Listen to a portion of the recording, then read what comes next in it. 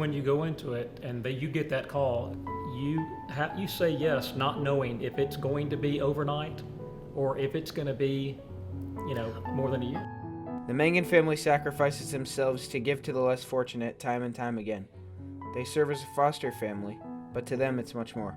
The foster kids as somewhat worked as a bond between me and my brothers, and we just love the kids, and we like to, I feel like the kids work as a seal between our relationship as brothers. When we first started it, we didn't really know what we were getting into, and I think our hope was that it would teach our children to serve and to love others that maybe aren't as fortunate as themselves. I continually realize that everything that I have, I need to give back to those who have less. They definitely make me realize what I have, I sometimes take advantage of, and I realize that a lot of kids don't have the things that I do when they come into our house and they're like, wow, you have all this stuff, this is amazing. Things that are of everyday use for me that I never really think about until someone brings it up as if they had never even been associated with them. One time we had these 3 kids that came in. I was making my lunch one night and I was putting my chips in my bag, and one of the kids said, hey, what are you doing? And so I said, I'm just making my lunch for tomorrow and I'm gonna take it to school. He said, can I do that? And I was like, yeah, sure. To me, I never really think twice about that because I do that every single day. I make the same lunch every day, but there are kids that I don't necessarily realize that don't have that luxury. And so they got them their lunch sacks. They stuff so many things. I mean, they would grab random bags of chips that I didn't even know were in our pantry, and they would fill them up, and then they would stick soda cans in there, and some things we even had to pull out because you can't take that to school. But they filled their bags up, and then they took them, and then they were just so happy that they got to do something that they've never been able to do before. It definitely brings a smile to your face, and you get to realize what you're actually doing is providing for them in ways that you never really know, even in the small things such as taking a lunch.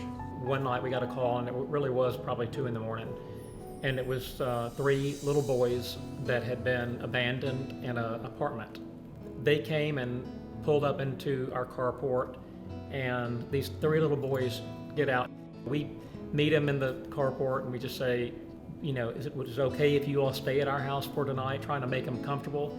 And they looked over and saw that we had a trampoline, and the older boy said, we want to stay here for the rest of our life. The little things we take for granted every day may seem normal to us, but there will always be a kid out there with less, and the smallest fortune of hope can change everything for them. They just need someone. There's just such a great need. It's huge. In fact, the state of Arkansas itself is in crisis right now.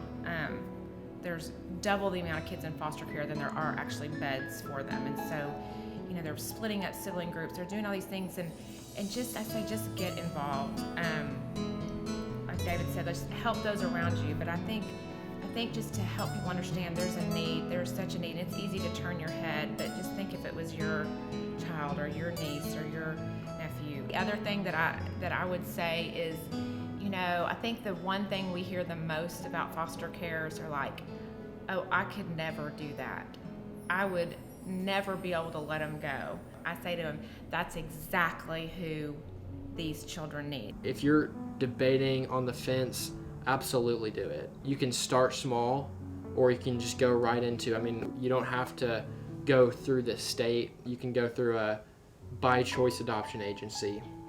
So there are different ways to go into it.